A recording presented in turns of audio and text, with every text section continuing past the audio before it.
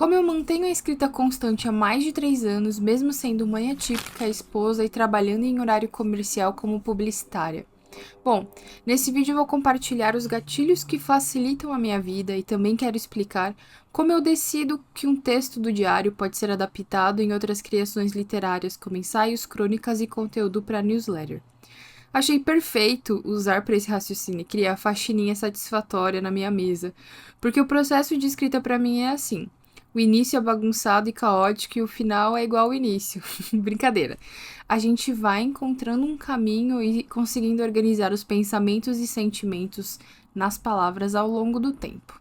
Muita gente espera um momento de silêncio absoluto ou o escritório perfeito para começar a escrever. Se eu tivesse esperado isso, não teria escrito uma linha sequer nos últimos 3 anos. Primeiro, você precisa esquecer aquele ideal do escritor refugiado nas colinas sozinho com uma máquina de escrever se encontrando diariamente com a musa. Isso não existe, e não existiu também para inúmeros outros escritores. Lendo o Romancista por Vocação do Haruki Murakami, descobri que ele começou a escrever o primeiro romance enquanto era dono de um bar. Ele fechava o bar e passava a madrugada sentado na mesa da cozinha escrevendo à mão com uma caneta tinteiro. Depois ele enviou esse livro para o Prêmio Literário Gunzou para novos escritores e em 1979 ganhou. O sucesso permitiu que ele vendesse o bar e se dedicasse integralmente à literatura.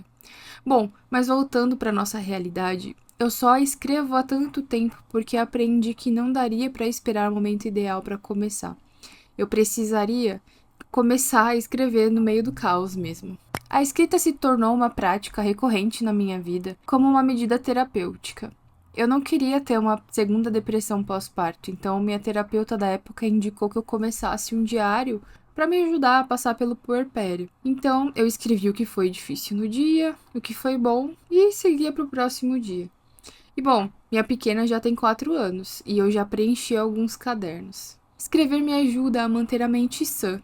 E esses dias eu até descobri que é uma prática recomendada para evitar demência e Alzheimer. A escrita do diário é uma boa maneira de começar, se você não tem essa prática constante. Mas para conseguir começar a ter constância mesmo com a vida acontecendo, eu precisei organizar alguns gatilhos que eu sei que também podem te ajudar. Quero muito que você entenda que eu não vivo a rotina perfeita, mas ter esses gatilhos à mão me ajudam a encontrar tempo na loucura do cotidiano.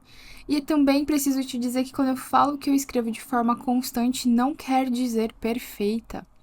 Eu escrevo praticamente todo dia porque eu tenho essas coisas que facilitam que isso aconteça. Mas não quer dizer que todo dia eu escreva muito bem ou que eu escreva muito. Às vezes eu escrevo, 2 linhas ou 3 linhas. Mas eu mantenho a minha escrita ativa. Vou começar aqui a te contar os meus gatilhos facilitadores. Primeiro, eu escrevo sempre no mesmo lugar. Antigamente era na cama, ao lado da neném. Já foi na mesa da sala e hoje é na mesa do meu mom's office. Ter um lugar físico reservado para essa atividade e deixar ali a mecânica do ato mais automática me ajuda a não precisar pensar muito ao tomar a decisão de sentar e escrever. É uma decisão a menos, um esforço a menos no meu dia a dia. Te recomendo a separar um cantinho onde você consiga sentar para escrever diariamente. Segundo gatilho facilitador. Eu reservo um caderno e uma caneta para escrever. A lógica é a mesma de separar um lugar, tipo mesa, que foi da dica anterior, mas aqui eu falo dos materiais. Afinal, suas palavras precisam desse espaço material para sair, né? Então, sempre reservo o caderno da vez e uso esse mesmo caderno tanto para o diário quanto para os meus exercícios de escrita.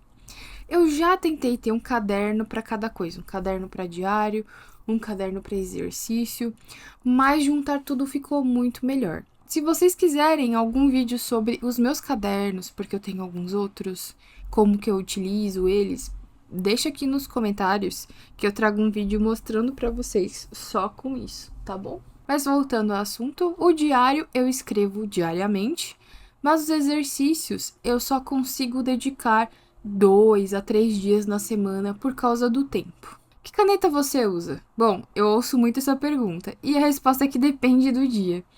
A minha de todo dia é uma Pentel Energel 0.5.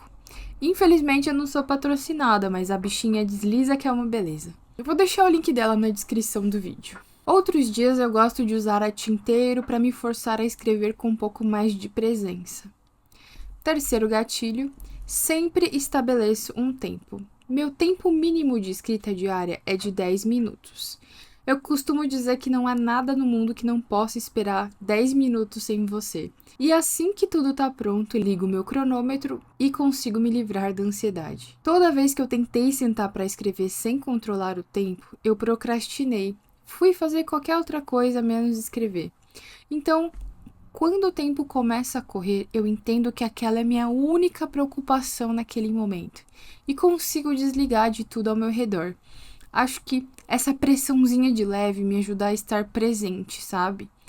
Então, se você também começar com 10 minutos, logo vai perceber que é pouco tempo. Então, nos dias que tiver mais tempo, prolongue. Eu prolongo em alguns dias, em outros momentos eu consigo deixar 1 hora e meia, e nesses dias onde eu consigo dedicar mais tempo são os dias que eu sou mais feliz. O centro dessa dica aqui é: coloque um tempo mínimo que você vai dedicar para isso, e isso vai ajudar a reduzir muito a sua ansiedade. Você vai ver. Quarto gatilho. Assim que eu começo a escrever, meu único compromisso é com a próxima palavra. E isso me ajuda a não ficar ansiosa com o texto logo pronto, mas a me manter calma no presente. Então, é basicamente um pedido para que você não tenha uma expectativa extremamente alta do que você vai escrever. Porque se você senta para escrever já com grandes expectativas do que vai sair, a possibilidade de você se frustrar ou procrastinar ou não conseguir fazer isso é muito alta. Então vá uma palavra de cada vez e vai dar tudo certo. Tem outros detalhes que importam muito e também fazem parte dos meus gatilhos, que eu vou compartilhar aqui com vocês. Eu não sei se você sabe, mas a velocidade que escrevemos pode nos ajudar ou nos atrapalhar. Então, se tiver num dia muito ansioso, escreva mais devagar, porque isso vai ajudar a acalmar os seus pensamentos. E quando eu tenho ideias e estou longe do meu caderno, como eu faço? Vou te dizer que eu já escrevi até no box do chuveiro, hein? Hoje em dia, eu coloco as minhas ideias correndo quando elas surgem. Ou num papel que eu tenha por perto, mesmo que não seja o meu caderno, ou eu coloco numa conversa comigo mesma que eu mantenho no WhatsApp. E aí eu coloco o que veio na minha cabeça e tento desenvolver um pouquinho o que eu tô pensando para conseguir salvar a ideia para depois. Eu percebi que se eu for muito resumida ali e colocar só uma palavra, eu não vou conseguir desenvolver porque eu não vou lembrar. Isso não ativa nada na minha memória, sabe? Então, hoje em dia eu explico um pouquinho da ideia. Às vezes eu coloco os tópicos rapidinho ali escrito para conseguir salvar a ideia para depois. Eu não gosto de mandar áudio porque eu sinto que eu acabo perdendo o foco e falando demais. Parece que eu me dou muito espaço se eu me mando áudio, sabe? E acabo perdendo aquela única coisa que é a mais importante. Mas eu tenho amigos que se mandam áudio também, e isso não seria um grande problema se fosse melhor para você. Bom, antes de eu falar sobre como eu penso o que pode virar newsletter, ou crônica e ensaio vindo do meu diário, se você chegou até aqui, provavelmente já gostou do vídeo. Eu peço então que você deixe o seu like, se inscreva e ajude o algoritmo a levar esse conteúdo para as pessoas certas. Muito obrigada! Como eu decido o que virá o quê? Uma parte disso simplesmente vem naturalmente, outra parte é a escolha. Nesse território onde a escrita terapêutica se torna escrita pública, é preciso ter muito cuidado. Mas, salvo os exercícios de escrita, que normalmente têm muito potencial para virar conteúdo de qualquer outra peça, normalmente quando eu relato algo sobre o meu dia, ou sobre alguma preocupação, ou sobre algum tema que me chama atenção, e olho para o texto do meu diário, instintivamente eu entendo. Esse trecho aqui daria uma boa crônica, um bom ensaio sobre o tema X.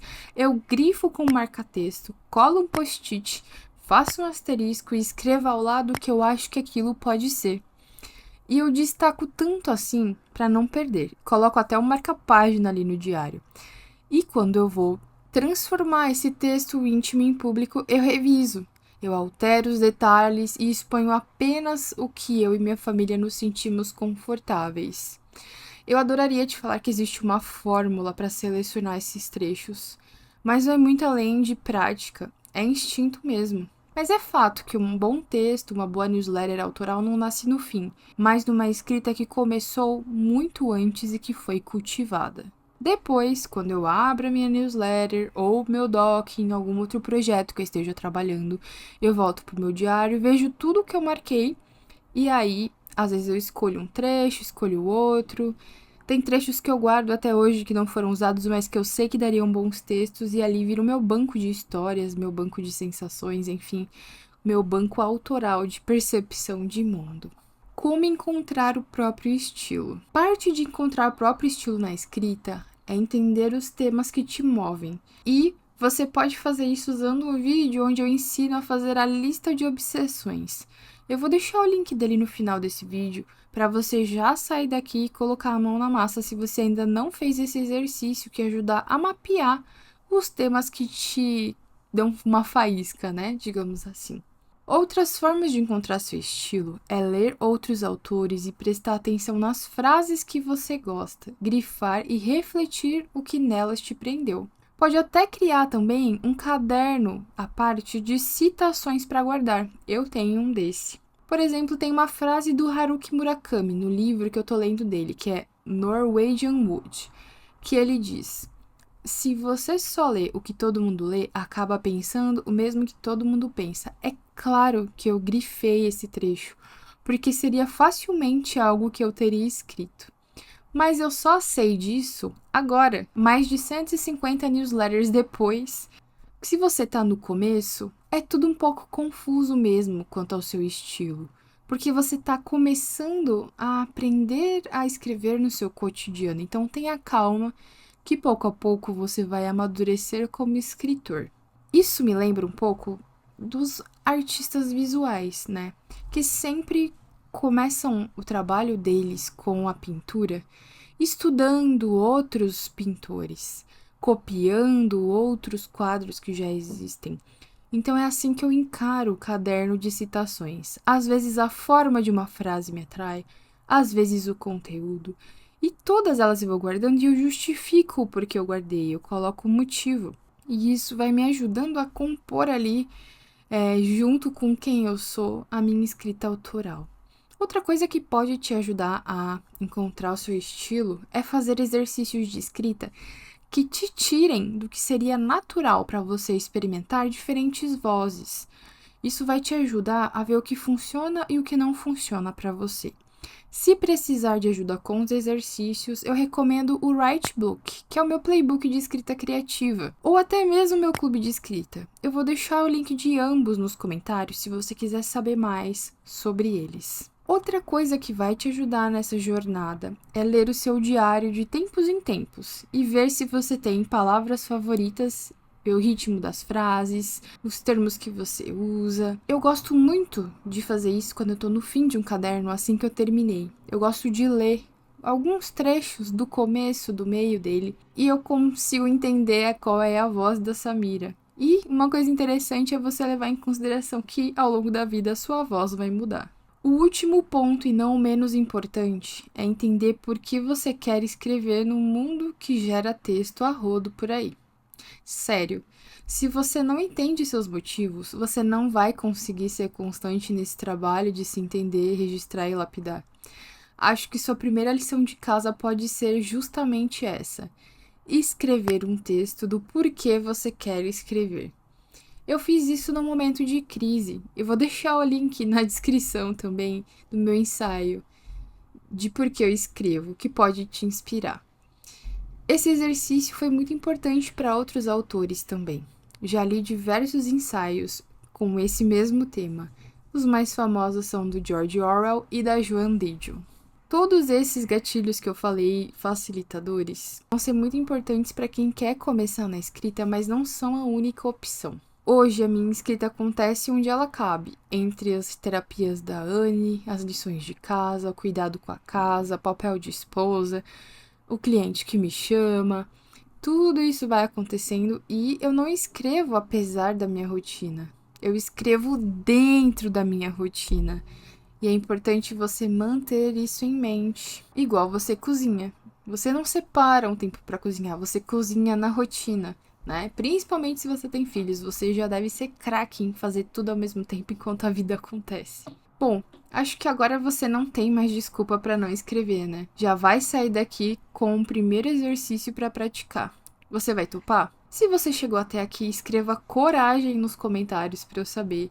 Compartilhe esse vídeo, que é a prova de desculpas com algum amigo que quer escrever, mas sempre deixa pra depois. E se ainda não deixou o seu like, faça essa gentileza. Se inscreva no canal para não perder os vídeos, ative o sininho para não depender do algoritmo. E esse foi o Raciocínio e Cria de hoje. Eu vejo você no próximo vídeo, que pode ser algum desses que eu deixei na tela e sei que você vai gostar.